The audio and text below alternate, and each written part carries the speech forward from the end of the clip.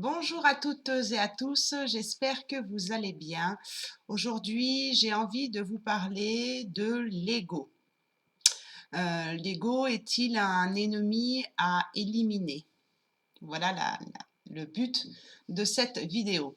Ce n'est que mon interprétation, d'accord? Je vais essayer de répondre au mieux à cette question. Vous prenez si ça vous parle et si ça ne vous parle pas, vous prenez pas. Donc, c'est vrai que je le fais de moins en moins, mais je vais quand même me présenter un petit peu. Le plus simple pour savoir qui je suis, bah, vous faites un déroulé, dans cette vidéo, en dessous de chacune de mes vidéos, vous avez toutes mes pratiques. Je m'appelle, Stéphanie, je suis guérisseuse du corps et de l'âme avec énormément de pratiques. Voilà, comme ça, on fera court et ce sera fait.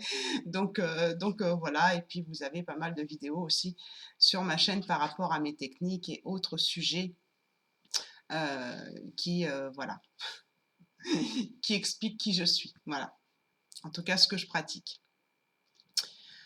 L'ego, pour moi, c'est vraiment à prendre avec des pincettes dans le sens où déjà il y a plusieurs types d'ego. Donc quand on parle de l'ego, de quel ego on parle? Donc c'est un petit peu dans cette vidéo ce que je vais essayer de vous démontrer. Et vous verrez qu'il y a des types d'ego qui sont effectivement pas très sympathiques. Et puis, on verra en fin de vidéo qu'il y a des parties, des sous-parties de l'ego qui sont très intéressantes à comprendre selon ma vision des choses. Bien sûr, je n'ai pas la vérité infuse. Donc, on va parler dans cette vidéo de l'ego surdimensionné, de l'ego spirituel, l'ego protecteur, l'ego blessé. Déjà l'ego, c'est quelque chose qui va nous définir en tant que moi, en tant que personne, d'accord? Donc déjà, c'est important qu'il soit présent pour moi, d'accord?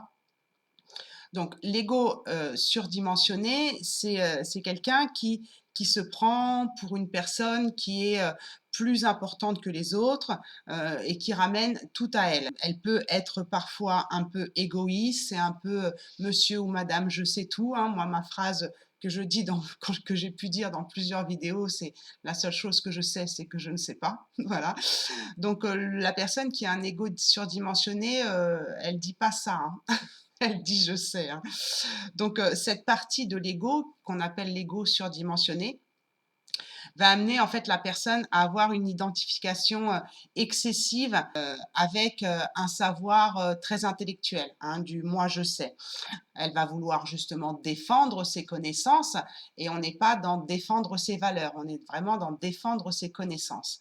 Donc, ce sera une personne qui, quand elle sera dans cet ego surdimensionné, bah, sera très fière, très orgueilleuse. Elle se sentira bien sûr supérieure aux autres, hein, évidemment. C'est-à-dire elle verra les autres comme moins que, que soi, moins qu'elle, d'accord? Donc, cette personne, le problème, c'est que quand on est dans cet ego surdimensionné, eh bien, elle sera dans l'absence de vulnérabilité, d'authenticité et cette personne, elle sera bien sûr coupée de ses émotions. C'est pour ça que je vous invite à rester jusqu'à la fin de cette vidéo parce que vous verrez que dans les autres types d'ego, eh bien, ils peuvent nous servir. Que celui-ci, il va nous empêcher d'être authentiques, d'être vulnérables et de nous couper de nos émotions. Donc elle manquera bien sûr d'honnêteté envers elle et envers les autres. Quand on est dans un ego surdimensionné, en fait, on est dans une mauvaise conscience de soi-même et donc on n'est pas dans l'auto-observation de soi-même.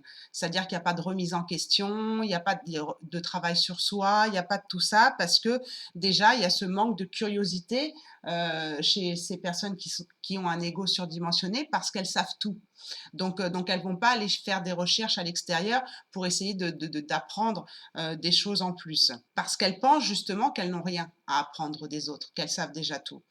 Donc elles ont aussi parfois un manque de gratitude de ce qu'on peut leur apporter aussi comme solution ou voilà, de conseils ou ce genre de choses, elles savent tout.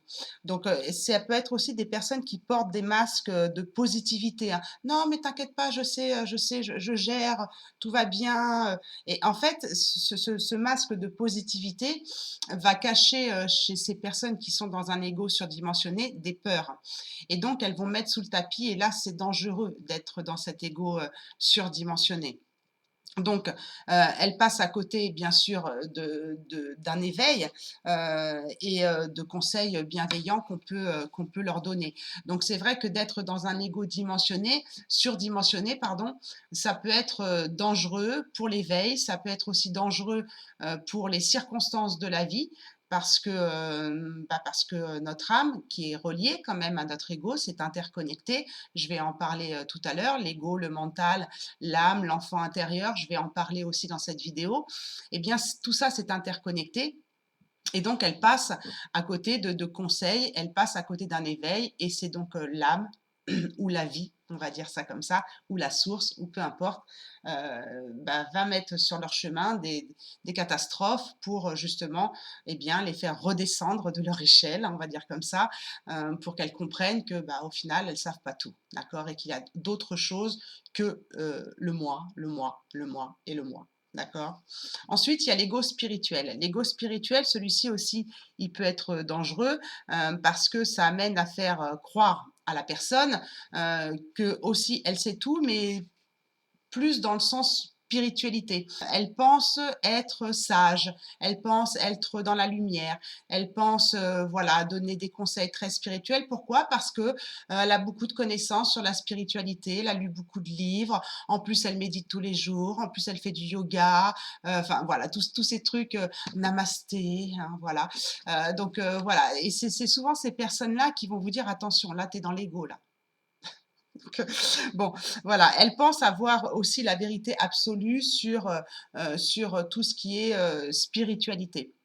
Donc, moi, je pense que dans cet ego spirituel, il faut déjà avoir pratiqué, avoir eu des événements de la vie qui nous ont fait redescendre de notre échelle. Mais des fois, on redescend de notre échelle et puis on part dans les nuages, dans cet ego spirituel de sagesse. Alors, je dis pas qu'il faut pas être sage, hein, mais n'oublions pas que nous sommes des êtres spirituels incarnés dans des êtres de matière. Donc, être trop dans l'ego spirituel peut vous faire perdre pied sur votre être de matière, sur ce que vous êtes venu faire sur Terre et sur votre chemin. Donc, c'est souvent elles qui vont vous faire culpabiliser en vous disant vous êtes dans l'ego. Donc, pour vous donner un exemple, non, je vous le donnerai dans une autre explication, l'exemple, parce que là, ça ne va pas être concret sinon.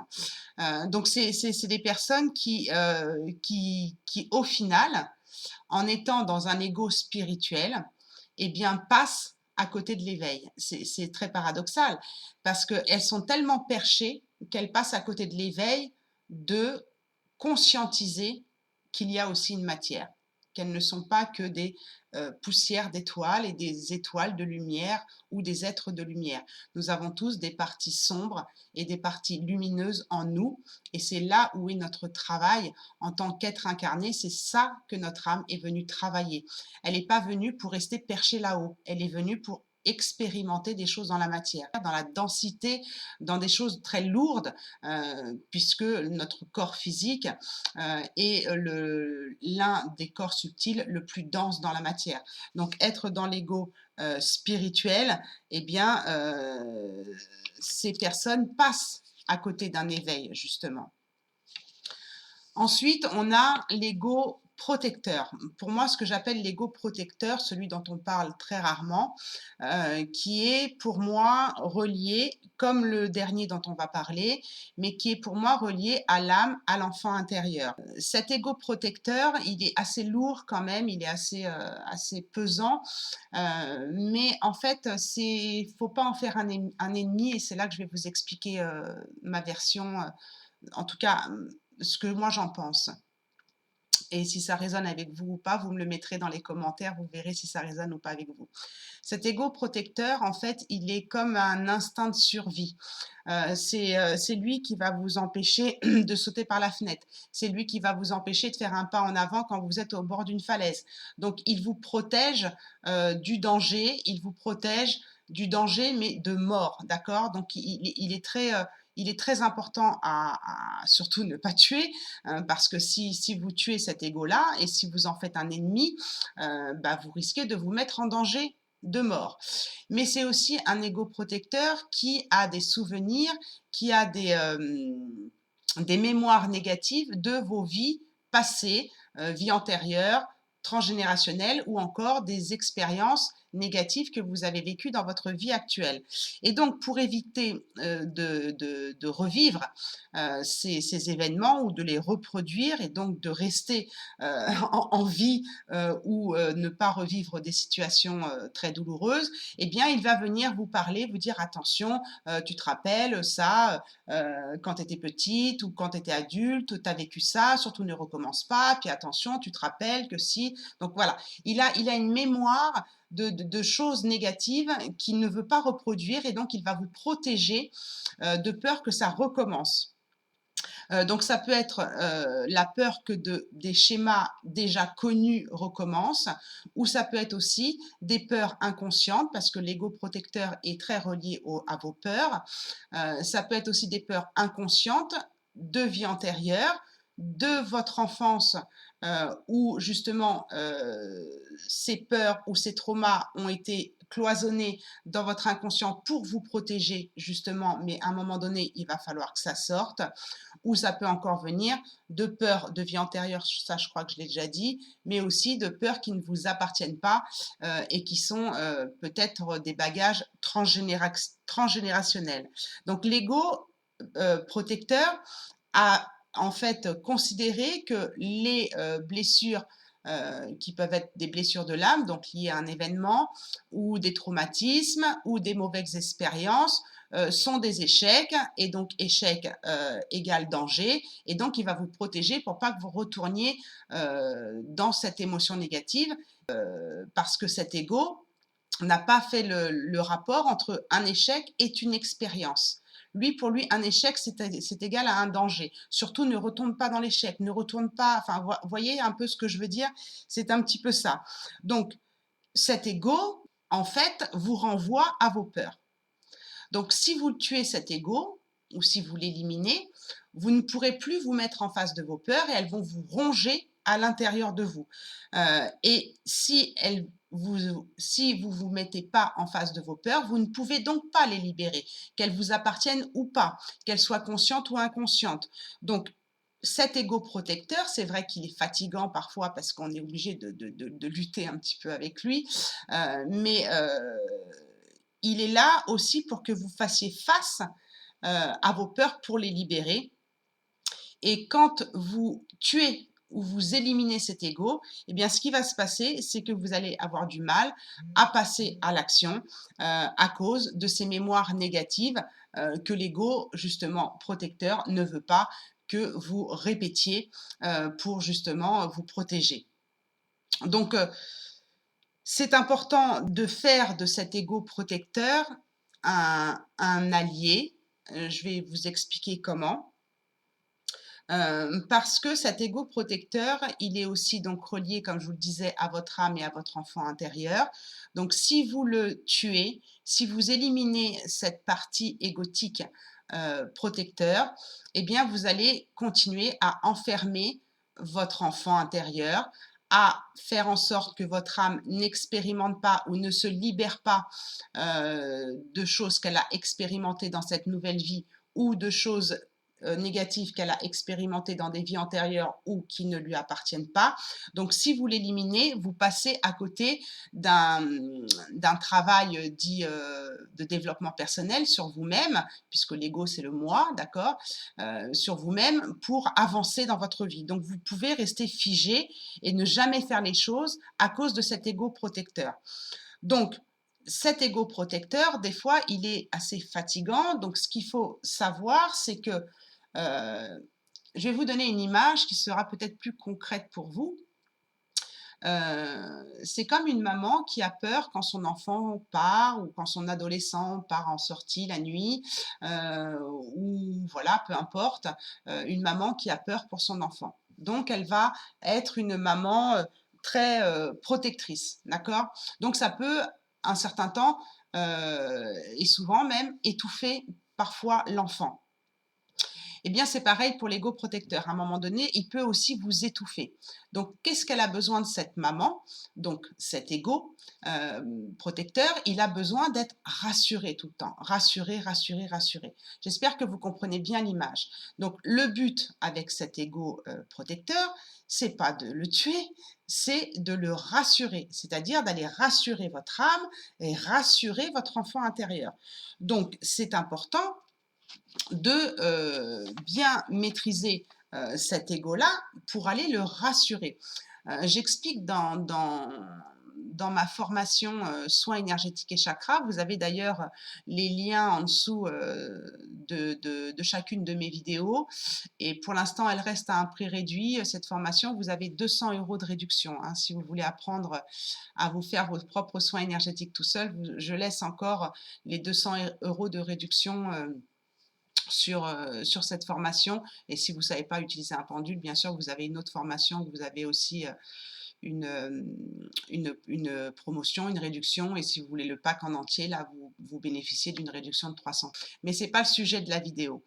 Le sujet de la vidéo, c'est que dans cette formation, j'explique qu'à un moment donné, on m'a souvent posé la question, et c'est pour ça que je l'ai mise dans ma formation, qu'on se demande si c'est pas notre ego ou notre mental qui fait répondre le pendule. Et donc, j'explique dans cette vidéo que moi, cet ego, eh bien, en fait, je l'avais considéré comme un casque de moto. Et donc, je le prenais comme ça. Je le fais moins maintenant physiquement parlant, je fais plus en visualisation. Mais quand je vois que mon ego protecteur m'envoie plein de peur, eh bien, en fait, je faisais, et des fois, ça m'arrive encore, je retire le casque de moto. Donc, le casque de moto, vous avez bien compris que c'était l'ego, d'accord? Je retire le casque de moto et je le mets de côté, à côté de moi. Comme si vous gardiez votre enfant intérieur, ou comme si une maman se disait, bon ben voilà, je te tiens la main, je serai là si tu as besoin de moi. Et donc, je lui parlais à mon ego et je lui parle de temps en temps et je lui dis, OK, je te remercie de toutes les informations que tu viens de m'envoyer, parce que bien sûr, ça passe par la pensée d'abord. D'accord? Donc, je le mets de côté. Je me rappelle, je lui avais même donné un nom, je l'avais appelé Albert, le gros bébert, hein, celui qui vous plombe par toutes ses peurs, par toutes ses projections. On ne sait jamais s'il arrive ci ou s'il arrive ça, et donc vous ne faites plus rien. Et donc, je lui parlais et je lui disais, écoute, voilà, je te mets là à côté de moi. Je te remercie pour toutes les informations que tu viens de m'envoyer. Mais je te demande de me faire confiance. Je te demande là, cette fois-ci, de me faire confiance. Par contre, je te demande aussi d'être là si j'ai besoin de toi pour continuer à être protégée. Donc, en faisant ça, vous allez rassurer votre ego, comme vous pouvez rassurer votre maman, à qui vous allez peut-être dire, t'inquiète pas, j'ai mon téléphone portable, s'il y a quoi que ce soit, tu peux m'appeler ou je peux t'appeler, ou ce genre de choses. Vous voyez, enfin, c'est un exemple bateau, mais c'est pour essayer de vous mélanger le côté spirituel de l'âme de l'enfant intérieur et aussi le côté matière. Donc cet ego protecteur, il a besoin d'être rassuré. Donc surtout ne le tuez pas, parce que si vous essayez de le tuer, plus vous allez essayer de le tuer et de l'éliminer, et plus il va avoir peur. Peur pour vous, d'accord? Et il va vous déconnecter de votre enfant intérieur qui a peut-être peur, parce que peut-être que c'est votre enfant intérieur qui essaye de vous protéger aussi, d'accord? Donc, c'est un ego, l'ego protecteur, qu'il faut savoir rassurer. Donc ça, c'est super important que vous preniez conscience de ça. Quand vous êtes dans vos peurs, que vous êtes dans cet ego protecteur, essayez de le rassurer, parce que c'est vous que vous allez rassurer, mais c'est aussi votre enfant intérieur que vous allez rassurer, et vous allez faire plaisir à votre âme parce qu'elle vient expérimenter des choses pour justement se libérer peut-être de peurs qu'elle avait dans d'autres vies, ou libérer les peurs des ancêtres. Donc c'est important surtout de ne pas l'éliminer et de le tuer. Mais par contre, rassurez-le. Ça, c'est super important. Ensuite, moi, je vois l'ego aussi comme l'ego blessé. l'ego blessé. Celui-ci aussi est relié à l'âme et à l'enfant intérieur. Il est relié aux émotions, l'ego blessé. L'ego blessé, il ne va pas vous envoyer forcément des pensées de peur comme l'ego protecteur. Il va plus vous envoyer une pensée qui va amener à une émotion et qui va amener à un comportement, donc créer un dysfonctionnement dans nos comportements. Donc cet ego blessé, on aimerait bien pouvoir aussi l'éliminer pour ne pas ressentir d'émotions négatives, pour ne pas avoir de pensées négatives, pour avoir un comportement parfait et tout ça. Mais si vous tuez pardon, cet ego blessé, si vous l'éliminez, eh bien, vous n'êtes plus en connexion de nouveau avec vos émotions. Donc, dans l'ego protecteur, vous n'êtes plus en relation avec vos peurs et donc vous ne pouvez pas y faire face et vous êtes figé, bloqué, vous n'avancez pas. Et avec l'ego blessé, vous êtes coupé et déconnecté de vos émotions, les émotions justement de votre âme, les émotions de votre enfant intérieur de nouveau, et les émotions tout court liées à des blessures de l'âme ou autre chose. Donc si vous coupez le lien avec cet ego blessé, si vous l'éliminez ou si vous essayez de le tuer, vous êtes comme pareil que dans l'ego surdimensionné, vous êtes complètement coupé de vos émotions. Et donc là, c'est pareil, vous ne pouvez pas avancer sur vos blessures de l'âme, sur vos traumas. Donc quand il se présente cet ego blessé, c'est qu'il a quelque chose à vous dire. Donc si vous le tuez ou si vous l'éliminez, vous n'êtes plus en connexion avec votre âme et avec votre enfant intérieur.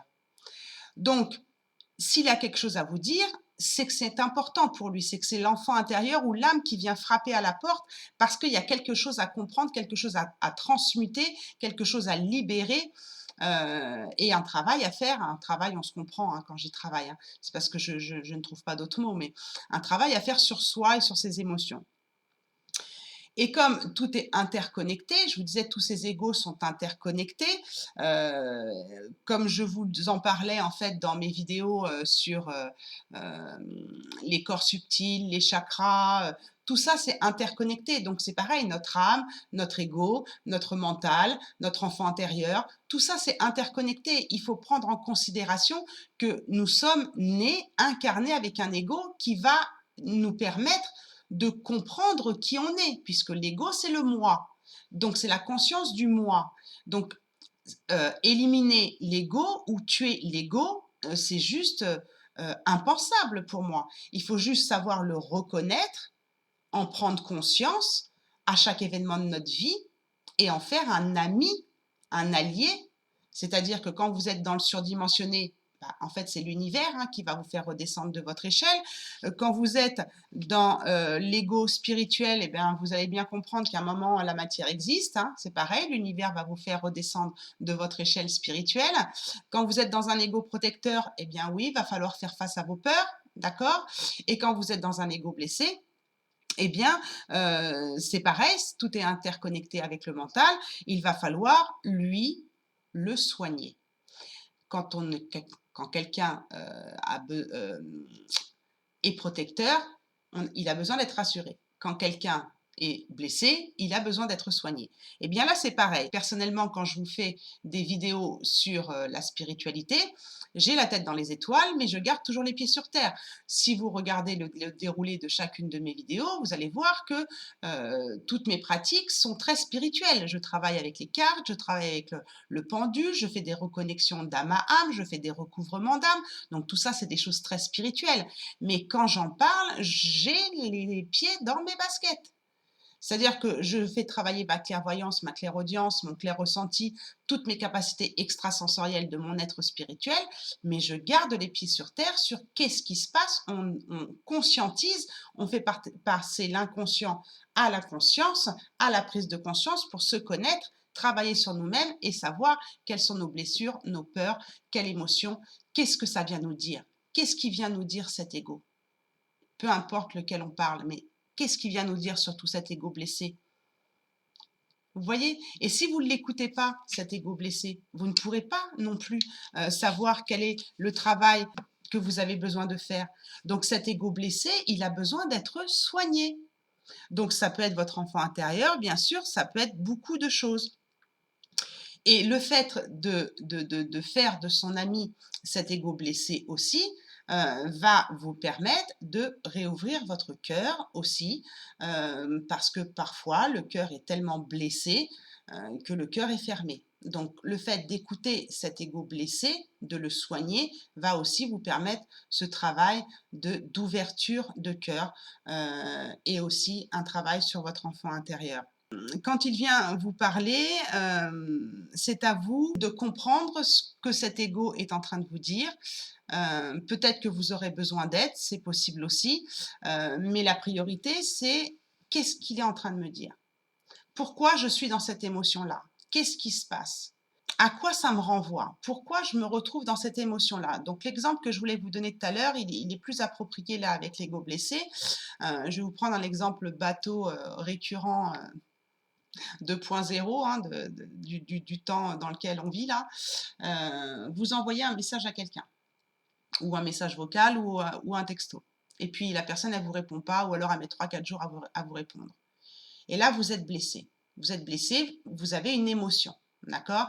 Vous avez une émotion de colère, de tristesse. À quoi vous renvoie cette émotion? Est-ce que ça vous renvoie à une blessure d'abandon, de rejet, de trahison? Et là, vous allez vous dire, à cause de cet ego qui est blessé, vous allez tomber dans cet ego blessé qui va dire, bon, bah là, cette personne, le jour où elle va me répondre, bah, elle va attendre avant que je lui réponde.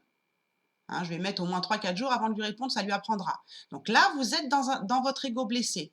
Ok, c'est pas grave, mais reconnaissez-le, ok, vous êtes là dans un ego blessé. Mais à quoi ça vous renvoie? Surtout, c'est ça la question qu'il faut se poser, c'est à quoi ça vous renvoie? Est-ce que le fait de ne pas avoir eu de réponse, vous vous êtes senti trahi? Est-ce que vous êtes senti abandonné, humilié? Est-ce que ça vous rappelle un traumatisme du passé? Est-ce que ça vous rappelle une expérience, si c'est avec votre conjoint, avec un autre conjoint ou avec un autre ami? Ou à quoi ça vous renvoie? Et c'est là-dessus où vous allez trouver la source de qu'est-ce qui se passe, qu'est-ce que mon ego blessé vient me demander de travailler. Donc, plus vous allez conscientiser ce genre de choses et plus vous allez faire de cet ego blessé un ami en le soignant. Et plus vous allez soigner cet ego blessé et non pas le tuer, parce que si vous tuez cet ego blessé, eh bien, il vous envoie plus de pensées, il ne vous connecte plus à vos émotions, vous les mettez sous le tapis, vous les enfermez vos émotions, votre âme et votre enfant intérieur vont continuer à taper à la porte, donc ça peut amener à des situations récurrentes de ce type qui vont vous renvoyer à vos blessures, à vos traumas, et si vous n'entendez pas cet ego blessé, si vous ne l'écoutez pas, eh bien, ça va s'empirer dans la matière, voire amener des maladies ou autres, d'accord? Donc, le soigner permet de se libérer de cet ego, mais aussi de cet ego blessé, mais aussi de l'ego protecteur, puisque vous allez aussi travailler sur vos peurs. Et plus vous allez soigner cet ego blessé, et plus vous allez aussi soigner votre cœur. Donc, pour les émotions, personnellement, moi, je travaille avec l'EFT. Pourquoi je travaille avec l'EFT? Parce que déjà, c'est une technique de libération émotionnelle, hein, donc ça veut bien dire ce que ça veut dire, et aussi libération de traumatisme. Parce que votre passé, vous ne pouvez pas l'effacer, d'accord? Je vous ai fait une vidéo sur les blessures de l'âme ne guérissent jamais. Je vous invite avec une démonstration concrète dans la matière. Je vous invite à la regarder si vous ne l'avez pas vue et si vous en avez envie, bien sûr, où j'explique un petit peu le même processus ici, là. Mais donc moi, je pratique l'EFT. Pourquoi? Parce que il faut libérer l'émotion, le traumatisme, il faut le libérer parce qu'on ne peut pas l'effacer, mais il faut savoir vivre avec sérénité. D'accord? Et quand on pratique l'EFT, on commence par le point. Alors, je ne vais pas vous expliquer ce qu'est l'EFT en profondeur parce que vous avez une playlist sur ma chaîne qui s'appelle EFT, où là, vous avez une vidéo qui vous explique l'EFT et vous avez aussi des séances gratuites si vous avez envie de pratiquer un petit peu l'EFT gratuitement. ça peut peut-être vous aider, hein, c'est gratuit, ça mange pas de pain. Donc dans cette vidéo, je ne vais pas expliquer ce que c'est que l'EFT, mais par contre, je vais vous expliquer déjà le premier point, qui est donc le point karaté, ici sur le tranchant de la main, avec un point ici qui est relié à un méridien, qui est donc un point d'acupuncture, qu'on va tapoter. Et quand on a une problématique, donc même si je me suis sentie en colère quand j'ai pas reçu ce message, donc on dit même si, et puis après on annonce la problématique en tapotant sur ce point karaté, et on finit la phrase par même si la problématique, je m'aime et je m'accepte complètement et profondément.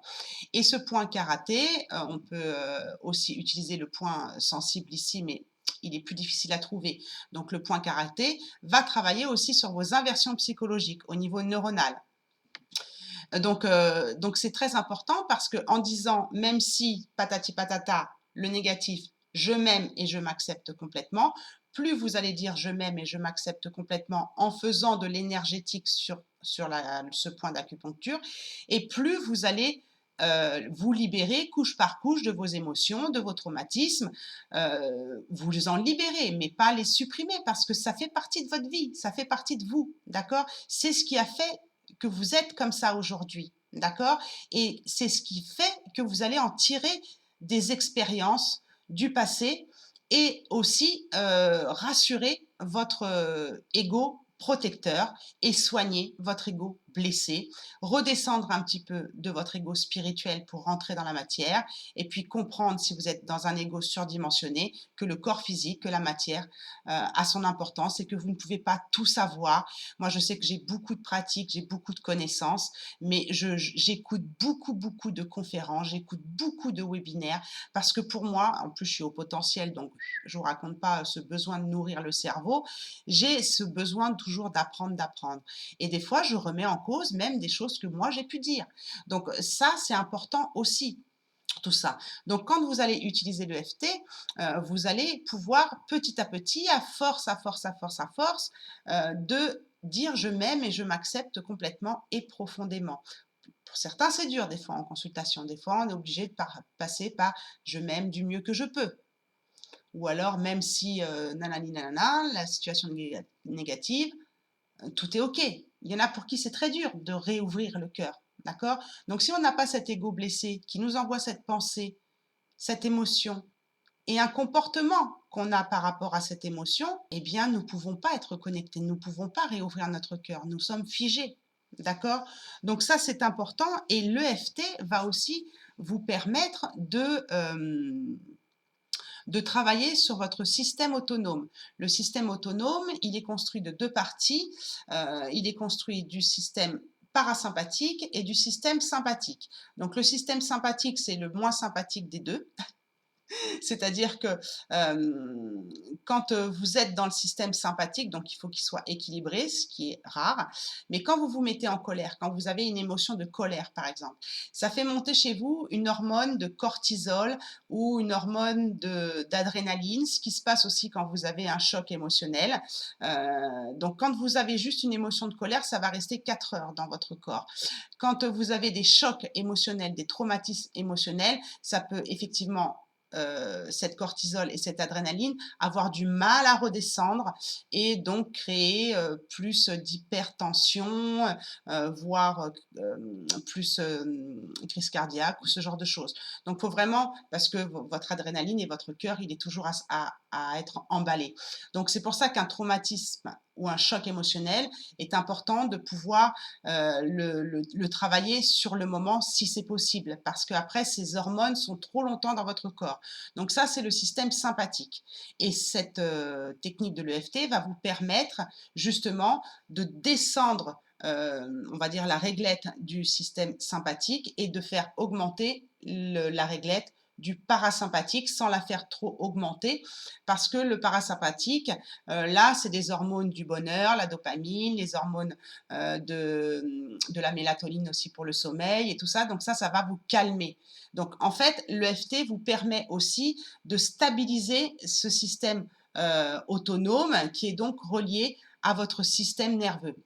Donc ça, c'est important aussi de le comprendre quand vous avez un traumatisme, une émotion, qu'il y a des choses qui se passent dans votre corps. Et votre ego blessé, il faut le soigner. Et donc, il faut soigner par le corps, par le corps, par la prise de conscience de ce que votre ego blessé, protecteur.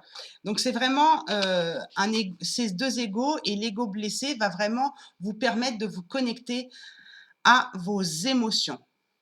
Donc surtout, ne le considérez pas comme des ennemis à détruire, parce que cet ego blessé, il va vraiment vous permettre de travailler sur vous et de rester en vie aussi, hein, puisque l'ego protecteur a cet instinct de survie. Donc de rester en vie, d'avancer. Et je vous dirais que avancer un peu, c'est avancer beaucoup.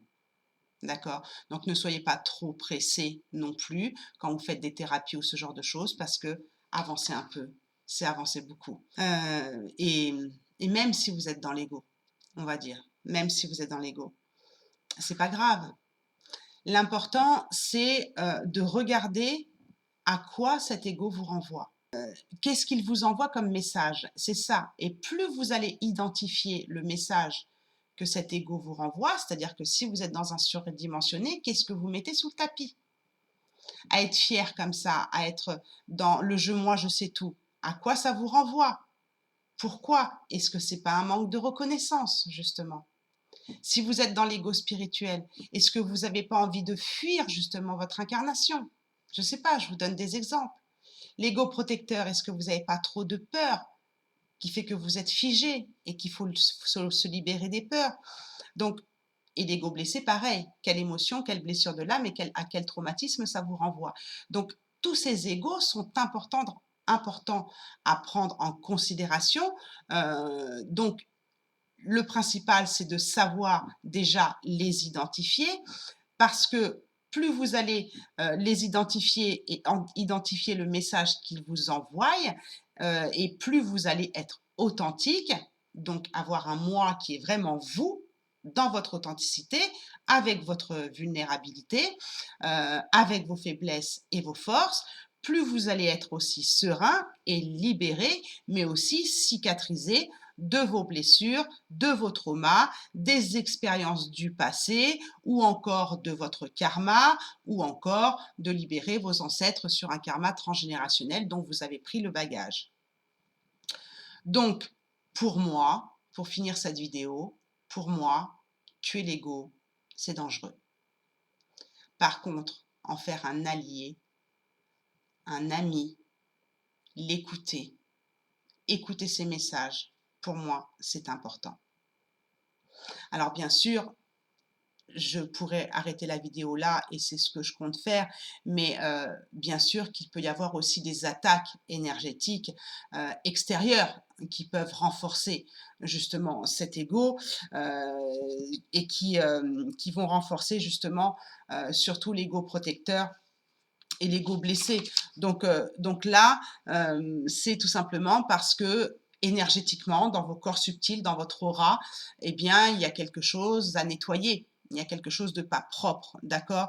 Donc, ou encore, ça peut être aussi, il vous manque des fragments d'âme, tout simplement, qui vous permet pas d'être dans votre moi véritable, d'être entier dans votre âme. Et comme l'ego, je vous l'ai dit, est relié à l'âme et à l'enfant intérieur, si votre âme n'est pas complète, il y a peut-être aussi un problème de fragment d'âme. Et comme les fragments d'âme sont reliés aux blessures et aux traumatismes, il y a peut-être aussi des attaques énergétiques de ce côté-là à aller voir pour bien comprendre ce qui se passe quand on n'arrive pas à trouver consciemment ce que l'ego nous envoie comme message. Il y a peut-être des attaques extérieures, effectivement. Donc c'est pour ça que moi j'ai plusieurs pratiques, parce que ça va dépendre de chaque personne, hein. Ça peut venir de l'enfant intérieur, ça peut venir d'une émotion du moment, ça peut venir d'un traumatisme du passé. C'est pour ça que dans mes techniques, vous avez recouvrement d'âme, soins énergétiques, vous avez reconnexion avec votre enfant intérieur et reprendre la place avec vos parents. Vous avez aussi le FT, en tout cas pour cette problématique-là. Donc c'est pour ça que j'ai beaucoup de pratiques et que je vais déterminer avec vous la pratique dont vous avez besoin. Donc ne le tuez pas, cet ego, si on peut le mettre au singulier, puisque là je vous ai parlé de 4 égos différents. Ne le tuez pas ou ne les tuez pas. d'accord? Mais faites-en, un ami, pour qu'il soit justement de moins en moins présent. Voilà. J'espère que cette vidéo vous aura plu. Si vous avez aimé cette vidéo, je vous invite à mettre un like, pour, faire un retour de donner et recevoir. Ce serait, sympathique de votre part. Si vous avez envie de vous abonner à ma chaîne, faites-le vraiment en conscience. Vous abonnez pas à ma chaîne parce que je vous le demande, d'accord? Allez voir un petit peu ce qui se passe sur ma chaîne parce que il y a beaucoup de choses, hein, ma chaîne, c'est mon cerveau en arborescence, donc forcément, voilà, moi, quand j'entends, que les youtubeurs doivent avoir une cible, bon, bah, moi, j'aime pas les cibles parce que j'ai l'impression d'être avec une flèche et de viser quelqu'un, allez tiens, hop, toi, je t'attrape, tu es ma cible et je vais te prendre. Non, moi, je cible un petit peu tout le monde, j'ai pas vraiment de cible. Pour moi, une cible, ça me parle pas. Pour moi, c'est assez négatif. Donc voilà, regardez bien ce qui se passe sur ma chaîne, si ça vous plaît ou pas et abonnez-vous en conscience à ce moment-là, d'accord?